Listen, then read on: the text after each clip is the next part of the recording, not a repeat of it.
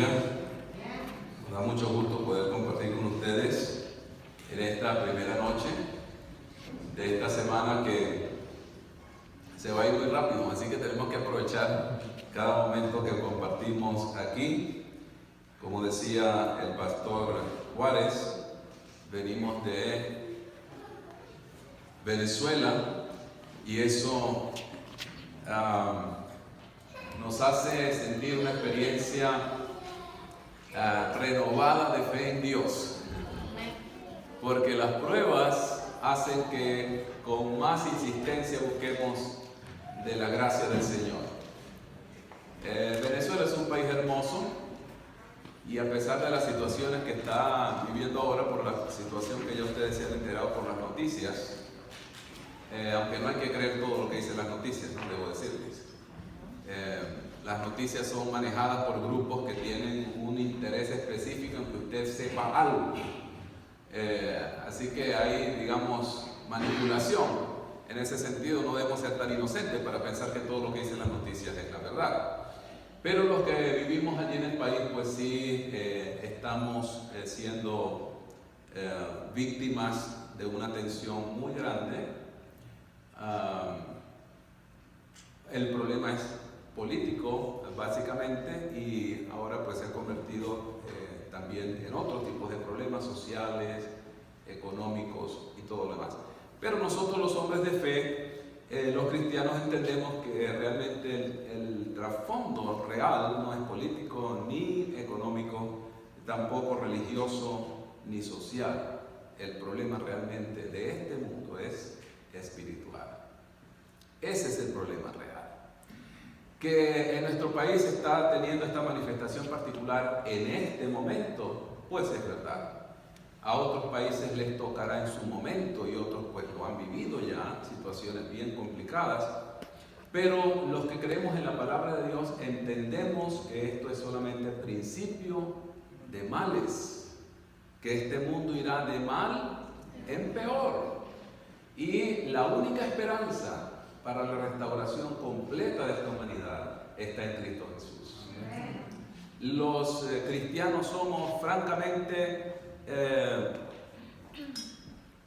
negados, o estamos francamente negados a que haya alguna solución humana para el problema de este mundo. Creemos que la solución está en manos de quien hizo este mundo, que es nuestro Dios, y en Él está nuestra esperanza. Estamos seguros de que el Señor Jesús viene pronto y entonces toda esta historia de dolor tendrá su fin definitivo. Y nosotros anhelamos cuantas más personas podamos llevar este mensaje de esperanza, así lo hacemos y puedan unirse a nosotros para formar parte de este mundo venidero que está muy cerca por venir. Así que, hermanos, le agradecemos las oraciones, me hago eco de las palabras del pastor Juárez para que incluyan en sus oraciones a nuestro país. Amén de toda esta situación política y de otro tipo, pues hay una gran inseguridad personal. Yo mismo he sido víctima recientemente de un asalto y hay familias que están siendo víctimas de este tipo de problemas, que entiendo que es lo que estamos viviendo, es lo más grave realmente. Entre tantos síntomas, el más grave es la inseguridad. Viajar por tierra en Venezuela es una amenaza, pastor, es un peligro enorme. El riesgo de que sea secuestrado ese autobús en cualquier momento del camino, especialmente cuando se viaja de noche, es muy alto. Y ya varios amigos, familias han sido víctimas de estos atracos y han sido aterrorizados. Hace poco la esposa del tesorero de uno de los campos de nuestra unión fue víctima de eso, viajaba con su niña y el autobús fue secuestrado. Y los amenazaron, los insultaron, que los iban a quemar con autobús y todo. Y entonces la hermana abrazando a su niña, toda temerosa. Vivieron momentos muy, muy difíciles. Esta semana por el Facebook me enteré también de una amiga de nosotros, una jovencita muy amiga de mis hijas, también fue víctima de atraco en un autobús y les quitaron los celulares a todos. Y bueno, la situación está bastante difícil. Pero frente a todo eso decimos, bueno, Cristo viene pronto, estos son solamente dolores de parto.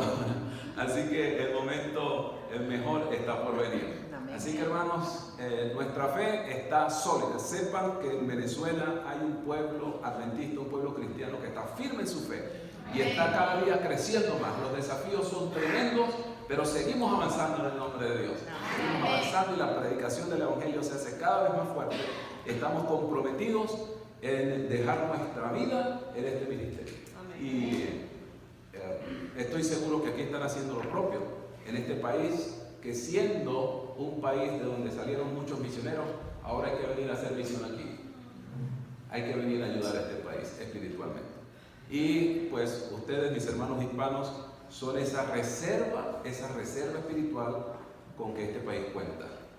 Ustedes son esa reserva espiritual para que este país vuelva a Dios y los que puedan y los que quieran alcancen salvación en Cristo Jesús. Amén. ¿Qué les parece si abrimos nuestras Biblias en 1 Corintios, el capítulo 1? 1 Corintios, capítulo 1.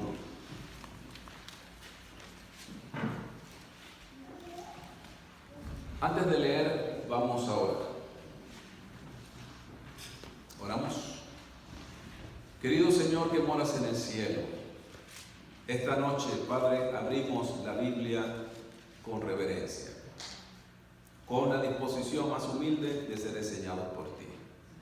Pedimos, Padre, la intervención de tu Espíritu Santo para que toque nuestros corazones, nuestras fibras más sensibles, con el poder de tu palabra. En el nombre de Jesús. Amén. En 1 Corintios, el capítulo 1, está registrada uno de los pasajes más hermosos en toda la Biblia. Es el mensaje escrito de un hombre apasionado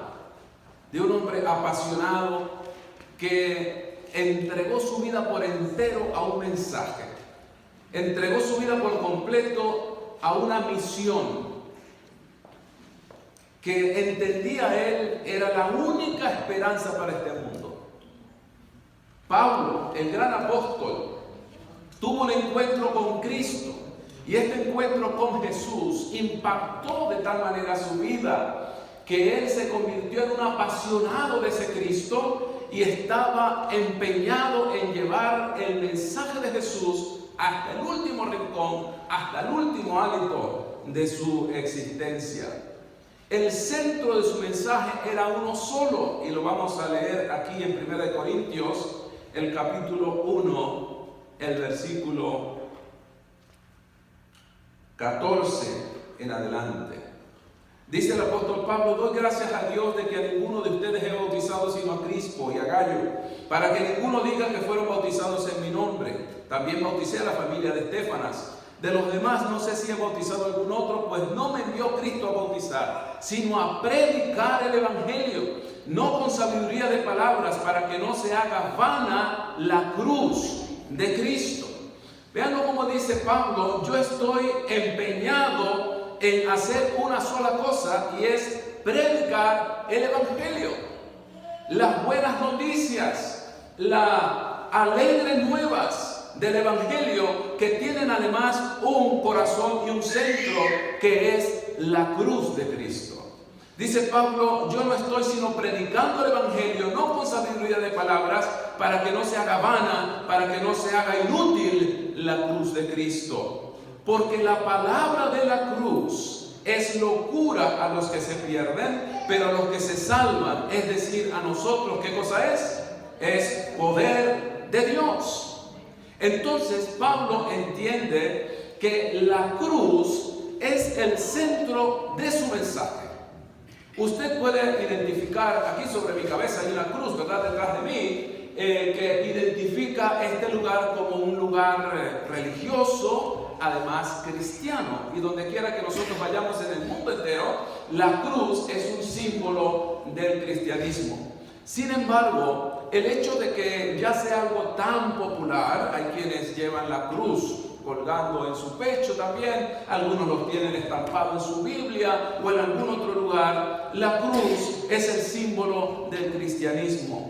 Pero debo decir que la inmensa mayoría de los seres humanos, de las personas hoy, no entienden completamente el significado de la cruz. No está al alcance de ellos todavía, o no han siquiera penetrado en las profundidades del mensaje de la cruz. Pablo dice: la palabra de la cruz es mi evangelio, es mi mensaje, es lo que yo predico. En el versículo 22 dice el apóstol: porque los judíos piden señales, los griegos buscan sabiduría, pero nosotros predicamos a Cristo crucificado. Para los judíos ciertamente es un tropezadero, para los gentiles una locura, pero para los llamados, tanto judíos como griegos, Cristo, poder de Dios y ¿qué cosa más? Sabiduría de Dios. Entonces vemos cómo Pablo nuevamente insiste en que el Cristo crucificado es un mensaje que tiene poder, está cargado de poder y de sabiduría. En el capítulo 2, el apóstol Pablo insiste con las siguientes palabras: así que, hermanos, versículo 1, cuando fui a ustedes para anunciarles el testimonio de Dios, no fui con excelencia de palabras o de sabiduría, pues me propuse no saber entre ustedes cosa alguna, sino a Jesucristo y a este crucificado. No me propuse saber nada más. No quiero hablar otra cosa, no quiero predicar nada más, sino al Cristo de la cruz, al Cristo crucificado. Hay siempre una necesidad en algunas personas por escuchar algunos temas especiales, por ejemplo, en lo que tiene que ver con el fin del mundo, ¿no es cierto? Hay gente que dice: deberíamos hablar más, predicar más, queremos saber más acerca del fin del mundo, las profecías, el milenio, el anticristo y tantas cosas más. La gente tiene como una curiosidad natural por saber algo acerca del fin del mundo. Yo no digo que esté mal hacerlo, sin embargo, el mensaje necesario, el corazón del evangelio, es el Cristo crucificado. ¿Qué mensaje hay en la cruz? Hay una historia que tiene la cruz de Cristo y que nosotros deberíamos conocer y examinar. Pues ya que Pablo dice que en ese evangelio, en la predicación de la cruz, ¿qué cosa hay? Hay poder de Dios. Hay poder en el mensaje de la cruz. El mismo Jesucristo dijo en Juan capítulo 12, voy a pedirles que me acompañen a este pasaje muy iluminador, en Juan el capítulo 12, el versículo 31 al 33.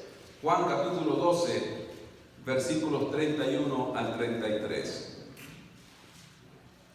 Estas son palabras de Jesús mismo. Dice él: ahora es el juicio de este mundo, ahora el príncipe de este mundo será echado fuera, y yo, si fuere levantado de la tierra, a todos atraeré a mí mismo. Y decía esto dando a entender de qué muerte iba a morir.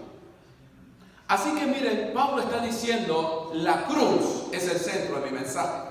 El Cristo crucificado, la muerte de Cristo en la cruz, es el corazón del evangelio.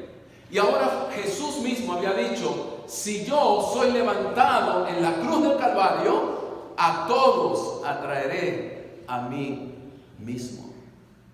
El propósito de esta semana es que examinemos juntos el mensaje de la cruz. ¿Qué tiene para nosotros ese mensaje? Que Pablo asegura: hay poder de Dios en él. La cruz para nosotros es una figura un tanto lejana y distante. Nacimos en una cultura, en una generación en la que la cruz ya no se usa más como instrumento de tortura, de martirio, ni de sacrificio humano. Pero la cruz en tiempos romanos, en los tiempos en que Jesús vivió entre nosotros. Era una de las ejecuciones preferidas por los romanos para destruir a la víctima. Noten, estoy diciendo no para matar, sino para destruir. Es una cosa mucho más profunda que simplemente quitar la vida. Para quitar la vida, pues, hace falta poca cosa. Basta, ¿verdad?, pasar un cuchillo bien filoso por una arteria principal y hasta ahí llegó la vida. Sin embargo, la cruz estaba diseñada para causar destrucción, para causar el mayor dolor posible en un ser humano. Se ha escrito mucho acerca de cómo realmente se llevaba una persona a la cruz para tratar de detallar lo que significaba ese sacrificio, pero no ha sido ningún estudio completamente satisfactorio. Se han descubierto algunos restos de personas crucificadas que dan una idea más o menos de cómo morían esas personas. Se dice que entre los nazis en el tiempo del Holocausto judío, en los tiempos de la Segunda Guerra Mundial, hicieron experimentos y crucificaron a muchos judíos para tratar de estudiar y conocer lo que significaba el dolor de un crucificado. Más allá de eso, ningún escritor contemporáneo realmente escribió en detalle o describió alguna vez lo que significaba el martirio de la cruz por lo terrible, por lo ofensivo que era realmente este martirio, este instrumento de muerte tan penoso y tan vergonzoso. El crucificado, escribió Séneca, un escritor romano que fue el único que escribió algo acerca de la cruz, decía que un condenado a la cruz tenía 1000 razones para desear la muerte antes de llegar al lugar del sacrificio. Pues antes de ser sacrificado en la cruz, era sometido a la flagelación. La flagelación era un instrumento también o un método de tortura inventado en los tiempos de Roma, que consistía en azotar al reo con una flagellum, como se llamaba en ese tiempo, a una especie de instrumento hecho de varios jirones, de correas de cuero, que terminaban en alguna punta de hueso o de algún metal duro, para entonces descargar con furia sobre la espalda del condenado los azotes que iban destrozando literalmente a la humanidad. Iban acabando con la espalda y en algunos casos la columna vertebral podía quedar al descubierto en algunas partes por lo severo del castigo. Los verdugos se turnaban cada 30 azotes o cada 10 azotes se turnaban para que entonces la fuerza del impacto de los azotes no perdiera la fuerza y entonces el castigo fuera realmente despiadado. No fueron pocos los condenados a este sufrimiento, a este martirio. No fueron pocos los que sucumbieron y murieron antes siquiera de llegar a la cruz, porque nada más la flagelación era suficiente para causar el máximo dolor en esta persona. Bañados totalmente en sangre, con la piel destrozada, entonces colocaban sobre sus hombros un listón horizontal y amarraban sus manos a ese listón y luego entonces comenzaba a caminar hasta el lugar donde iba a ser luego levantado en el palo vertical, y allí quedaban colgando por varios días. Un crucificado podía demorar 15, 20 días en suplicio, en agonía, mientras las heridas se contaminaban, supuraban y se infectaban. Así que era realmente un espectáculo muy desagradable ver a un crucificado colgando en ese terrible instrumento de muerte y de vergüenza. Ser expuesto de esa manera era una vergüenza pública. El crucificado era colgado allí sin absolutamente ninguna ropa encima. La razón por la que el Cristo crucificado que pintaron los artistas de la Edad Media colocan una especie de trapo o taparrabo sobre la intimidad de Jesús es por causa del respeto a la persona de Cristo, pero la verdad es que Cristo fue colgado completamente sin ninguna ropa sobre él.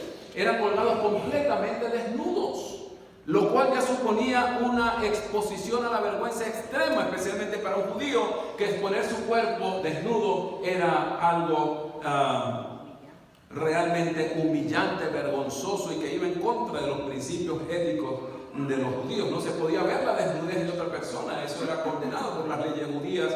Así que exponer a Cristo a esa vergüenza era el extremo de la humillación. ¿Cómo morían crucificados? ¿Por qué morían crucificados?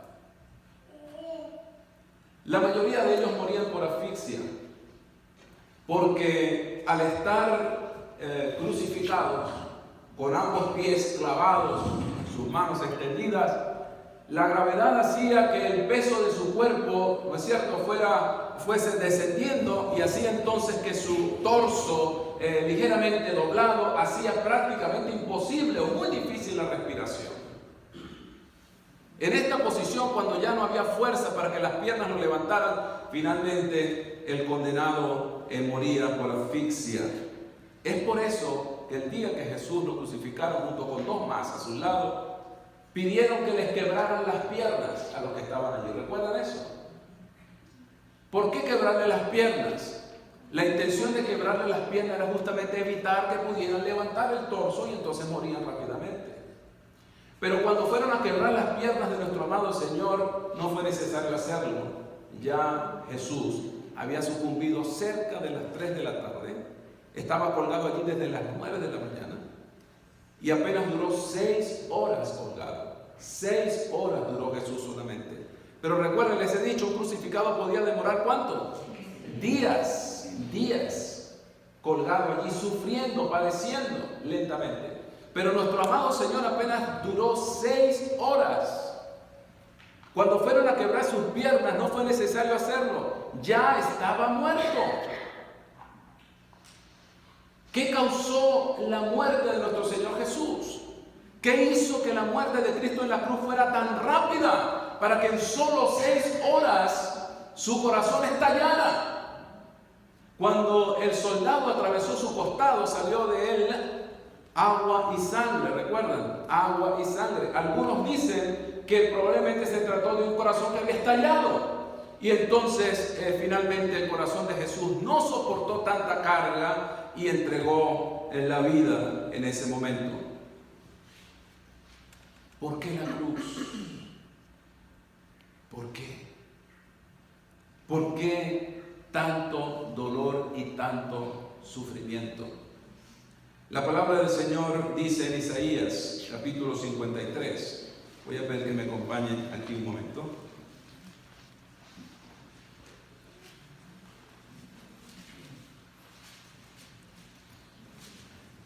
Isaías 53. ¿Saben ustedes? Isaías, el capítulo 53. Bueno, la verdad lamento la división de capítulos y versículos que no está muy precisa aquí. Porque este oráculo, que se llama oráculo del siervo sufriente, realmente comienza en el versículo 13 del capítulo 52. Lo que sucede es que la división en capítulos, usted sabe, no fue inspirada. Es decir, la Biblia originalmente no tenía capítulos. El libro de Isaías era un rollo completo, ¿verdad? Un texto corrido. Luego se dividieron capítulos, algunos lo hicieron por allá por el siglo XVI para tratar de ubicarse mejor en los textos antiguos. Pero realmente el oráculo completo comienza desde el versículo 13 en el capítulo 52 hasta el versículo 13 o 12 del capítulo 53. Es muy interesante que aprendamos este oráculo de memoria, ¿saben? Es uno de los lugares de la Biblia que deberíamos memorizar. En este oráculo sorprendente de Isaías, se anuncia con muchos siglos de anticipación, porque Isaías vivió hacia el siglo VIII antes de Cristo, con muchísimos siglos de anticipación, por lo menos 7 u 8 siglos de anticipación, anunciaba lo que el Cristo iba a padecer. Un oráculo que estaba prohibido en algunas escuelas rabínicas en los tiempos de Jesús. ¿Prohibido por qué? Porque este oráculo anunciaba un Mesías sufriente. Un Mesías que iba a padecer y a sufrir. Mientras que en la estructura mental y religiosa judía no estaba concebido un Mesías sufriente. Lo que ellos pregonaban, anunciaban y esperaban era un Mesías reinante. Un Mesías victorioso, un Mesías gobernante, que iba a restituir a la nación a sus glorias pasadas, a los tiempos del rey David. Así que este oráculo o esta profecía de un Mesías que iba a sufrir hasta la muerte era algo que no cabía en sus paradigmas mentales, en sus esquemas mentales, proféticos y religiosos. Sin embargo, este oráculo se cumple tan al pie de la letra con la experiencia de Cristo que francamente es uno de los lugares de la Biblia que hoy por hoy está ganando a algunos judíos para Cristo. Amén. Porque cuando consiguen a Cristo aquí, no tienen otra cosa más que aceptar que el Cristo que murió en la cruz es el Cristo que anunciaba el Antiguo Testamento. Que el Cristo que murió en la cruz es el Mesías anunciado por los profetas. Que el Cristo que padeció tanto es el mismo que ahora reina por los siglos de los siglos y vendrá a buscar a su pueblo muy pronto. Encuentran en Cristo Jesús al Mesías anunciado. Todo gracias a la interpretación de Isaías 53. Este pasaje era el que Jesús discutía con los maestros cuando apenas tenía 12 años. Allá en el templo, ¿recuerdan? Cuando José y María lo perdieron. Estaba Jesús preguntándole acerca de esta profecía. Y estaban todos confundidos. Este mismo pasaje era el que leía el etíope cuando bajaba, ¿recuerdan? Aquel funcionario público venía leyendo el rollo de Isaías, justo este oráculo, esta profecía, y estaba tratando de entenderla.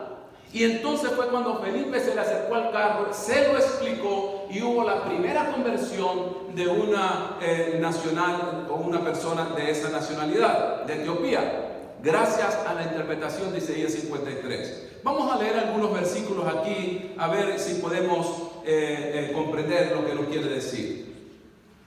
¿Quién ha creído nuestro anuncio? Dice el versículo 1. ¿Sobre quién se ha manifestado el brazo de Jehová? Subirá cual renuevo delante de él, como raíz de tierra seca. No hay parecer en él ni hermosura. Lo veremos, pero sin atractivo para que le deseemos. Despreciado y desechado entre los hombres, varón de dolores, experimentado en quebranto, y como escondimos de él el rostro, fue menospreciado y no lo estimamos. Ciertamente llevó él nuestras enfermedades y sufrió nuestros dolores, y nosotros le tuvimos por azotado, por herido de Dios y abatido. Mas él herido fue por nuestras rebeliones, molido por nuestros pecados. El castigo de nuestra paz fue sobre él, y por su llaga fuimos nosotros curados. Todos nosotros nos descarriamos como ovejas, cada cual se apartó por su camino, mas Jehová cargó en él el pecado de todos nosotros. ¿Se da cuenta usted, mi querido amigo, mi querido hermano, el mensaje profundo y hermoso que hay acá? Quiero llamar la atención llamarle la atención al versículo 5 y al versículo 6. Mas él, el siervo sufriente, fue herido por nuestras rebeliones. Molido, ¿por qué dice? Molido por nuestros pecados. Así que esta profecía no solamente está anunciando lo que le iba a ocurrir al siervo de Jehová. La razón por la que hay un poco de confusión aquí es porque hay varios siervos en Isaías. En un momento el siervo es Isaías, en otro momento es el pueblo, pero en otro momento el siervo de Jehová es el Mesías sufriente. En este caso particular, el siervo de Jehová es el Mesías que había de venir y anuncia que iba a ser ¿cómo? Coronado como rey, celebrado por todos, seguido por toda la nación. No. Déjenme decirle, para nosotros hoy Cristo significa algo muy grande, pero para el tiempo en que Él vivió, no. Ningún historiador contemporáneo escribió nada de Cristo. Jesús significó poco y nada para los intelectuales de su época. Para los de su propia casa, los de su religión, tampoco significó mucho, más que un revoltoso, una especie de mente que había que de alguna manera someter y eliminar rápidamente para no causar mayores problemas. Para otros era un curandero y les despertó en ellos alguna curiosidad. Es verdad que muchos también fueron beneficiados de sus milagros, pero ninguno de ellos apareció aquella semana terrible para defenderlos siquiera.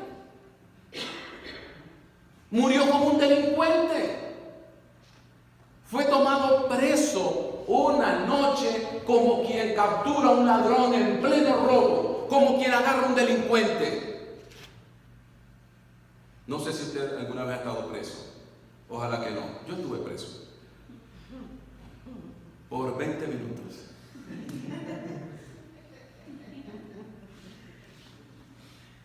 Me da un poco de vergüenza contar.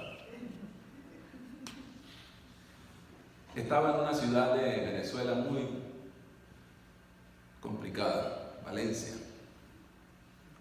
y tenía una urgente necesidad de desocupar mi vejiga, pero no había dónde ir, pues estábamos en plena ciudad. Así que dejé a mi esposa en el carro y me fui a buscar un lugar donde desahogar.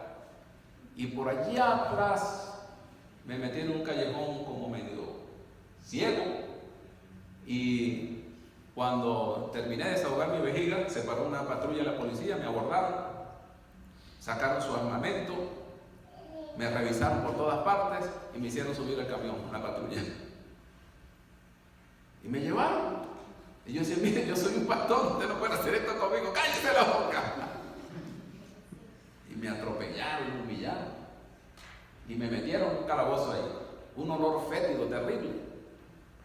Y a los 20 minutos me llamaron por mi nombre, me habían quitado mi cédula y Marrero, no sé qué, vaya, váyase. No me ofrecieron disculpas, nada, simplemente estuve preso por un momento. Y cuando yo estaba en esa situación, sin ninguna absoluta comparación, pero de alguna forma mi mente pensó en Jesús. Y yo me sentía tan humillado, tan avergonzado. Yo soy un pastor, yo soy un mensajero de Dios. ¿Cómo me tratan de esta forma? Como un vulgar ladrón, como un delincuente común. Pues a mi Jesús lo tomaron justamente como un ladrón. ¿No dijo Jesús eso esa noche? Como contra un ladrón han venido. Yo todos los días predico públicamente y ahora vienen a tomarme preso como un delincuente. Usted sabe la vergüenza que te pongan las manos atrás y te pongan allí y te amarren y vamos a llevarte como si fueras alguien peligroso para la sociedad, como si fueras un delincuente. Eso hicieron con Jesús. Así que ya aquí Isaías anunciaba, despreciado y qué más, desechado entre los hombres, varón de dolores, experimentado en quebranto, escondimos de él el rostro, fue menospreciado, no lo estimamos, no lo valoramos. Así tratamos a Jesús cuando estuvo entre nosotros. Pero lo interesante es lo que dice aquí. ¿Por qué? ¿Por qué Jesús fue a la cruz? ¿Por qué sufrió una muerte tan terrible, tan vergonzosa, tan dolorosa, tan despiadada? Dice el versículo 5, que fue herido por nuestras rebeliones y molido por nuestros pecados. Y el versículo 6, todos nosotros nos descarriamos como ovejas, cada cual se apartó por su camino, pero Jehová cargó en él, ¿qué cosa? El pecado de todos nosotros. ¿Se da cuenta usted ahora? Hay una relación muy directa entre el sufrimiento de la cruz, entre el sufrimiento de Jesús y ¿qué cosa? Y el pecado. En el versículo más adelante dice, versículo 10,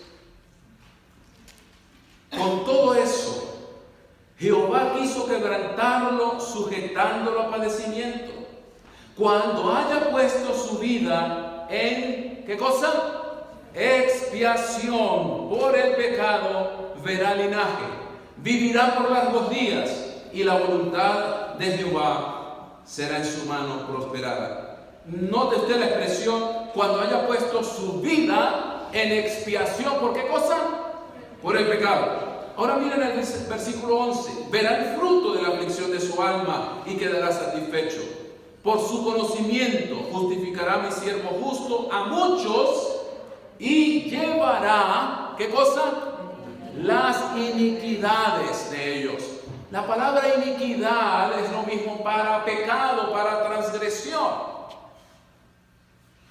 Así que la razón de la cruz, de acuerdo a Isaías 53, es el pecado. El pecado. El primer mensaje que tiene la cruz para nosotros es la realidad del pecado. Sí, yo sé que suena un poquito trillado, quizá. Hemos escuchado esa palabra tantas veces. Pero la verdad es que hemos perdido la sensibilidad al pecado. Ya no nos produce ese horror, ese desprecio que debería producir en todos nosotros el pecado. Y a fin de cuentas a veces ni sabemos qué cosa realmente es pecado. Pero la verdad es que fue Él el que llevó a Cristo a la cruz. De no ser por el pecado, no tendríamos la cruz. De no ser por el pecado, jamás Cristo había sufrido lo que sufrió. No habría sido necesario todo ese dolor, todo ese sufrimiento, de no haber sido por el pecado.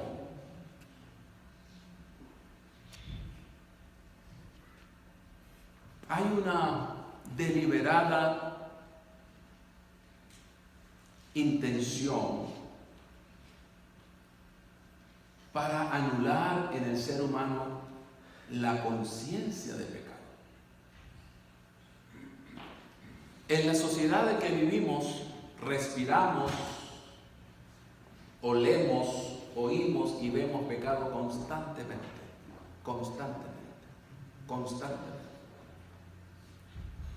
Y el problema con eso es que se pierde la sensibilidad.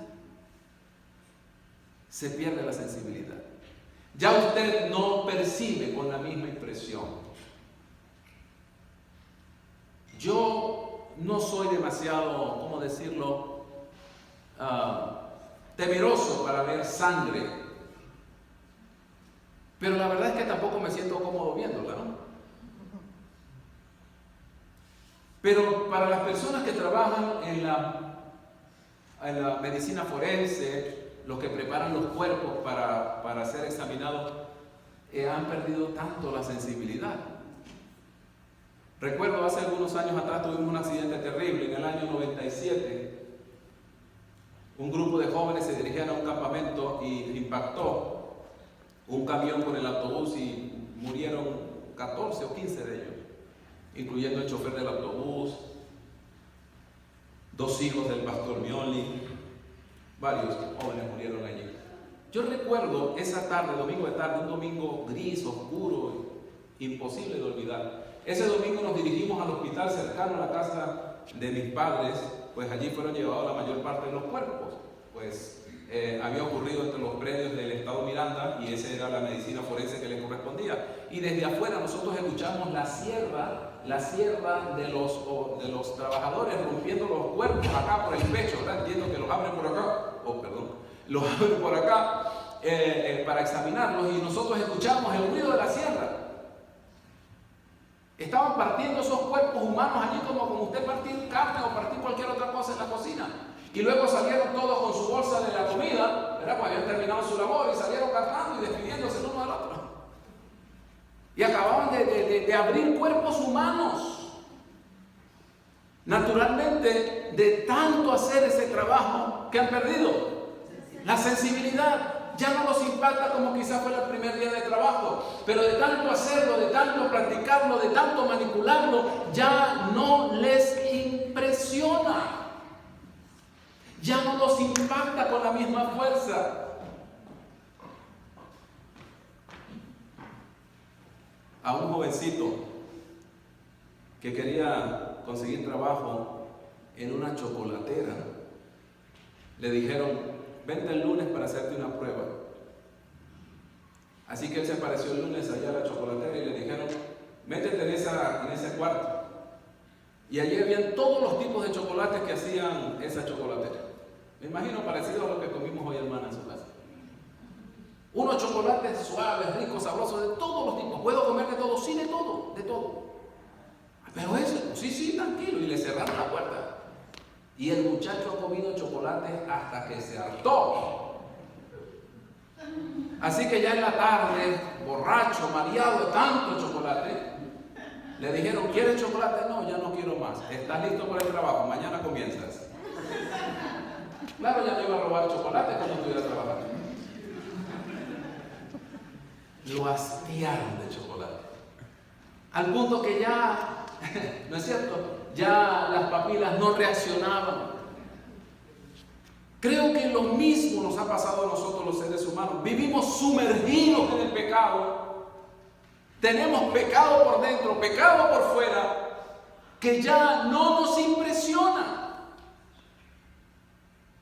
Ya no nos hace temblar, no nos hace llorar, no nos hace caer de rodillas pidiendo perdón, porque todos los días vivimos pecado y no somos capaces de reaccionar. Pero la cruz del Calvario tiene un mensaje poderoso para el mundo, y el mensaje poderoso que tiene es: el pecado causa dolor, el pecado causa muerte, el pecado causa sufrimiento. El pecado divide a la familia, el pecado destruye la vida, el pecado acaba con los matrimonios, el pecado destruye al ser humano.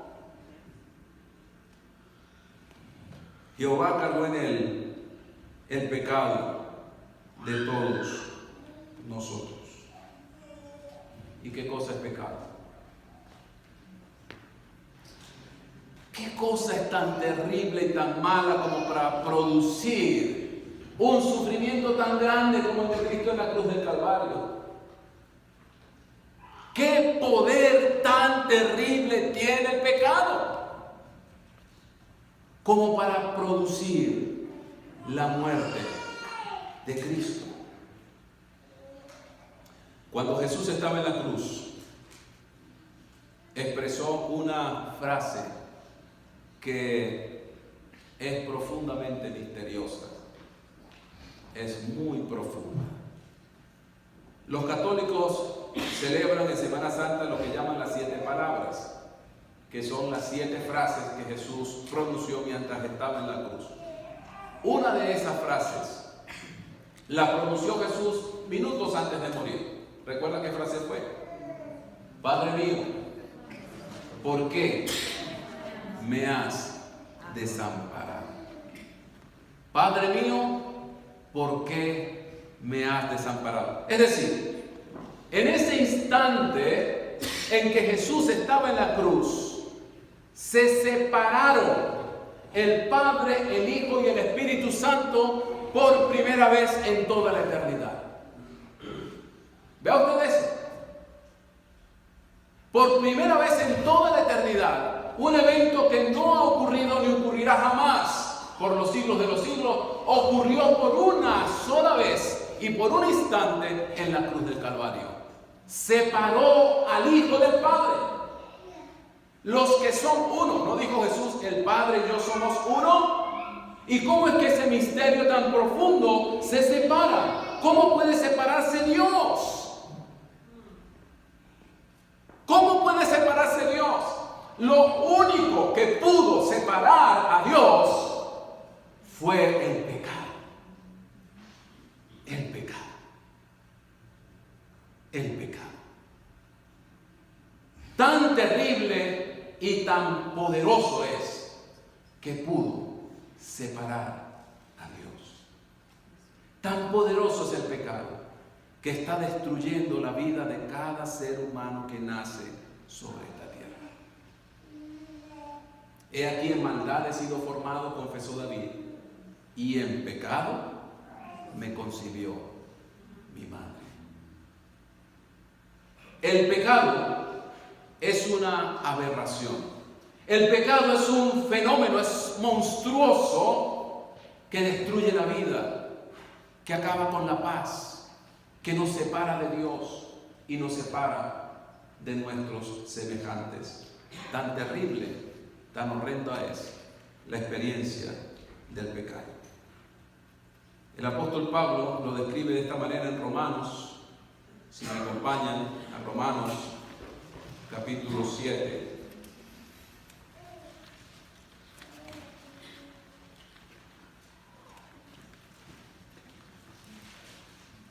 Romanos capítulo 7.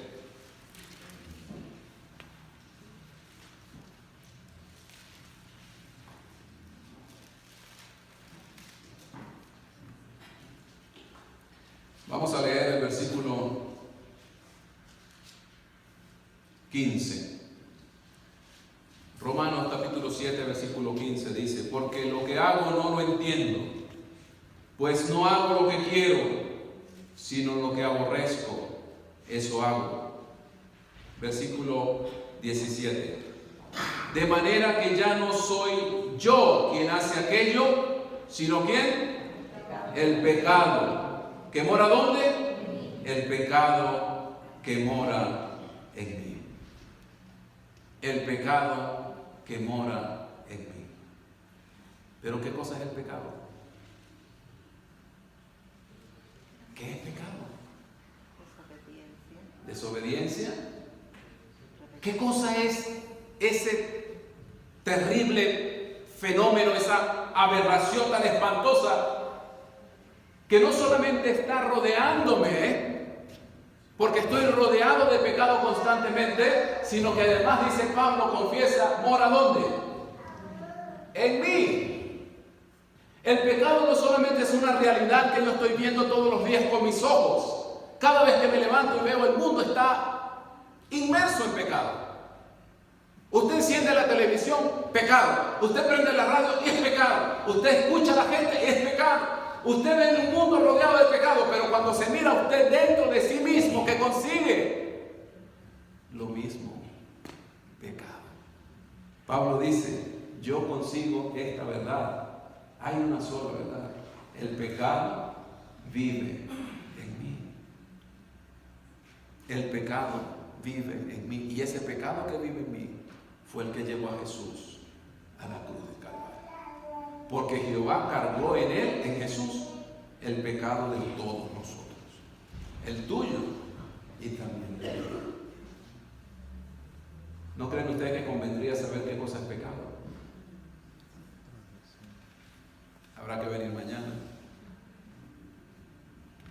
Tendremos que venir mañana para conocer un poco más de cerca qué cosa tan terrible es eso que llamamos pecado, que ha causado el dolor más grande y el sufrimiento de mi Jesús en la cruz del Calvario. Por ahora quisiera dejarles la impresión: el pecado no es poca cosa, ¿saben?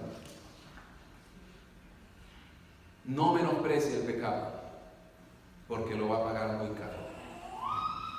No piense que es solamente una palabra o un tema o un tabú.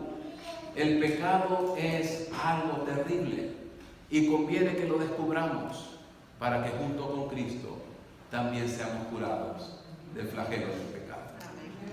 Quisiera invitarles a cantar el himno tema esta noche y con esta reflexión les invito para que mañana continuemos en este interesante tema, la cruz del Calvario.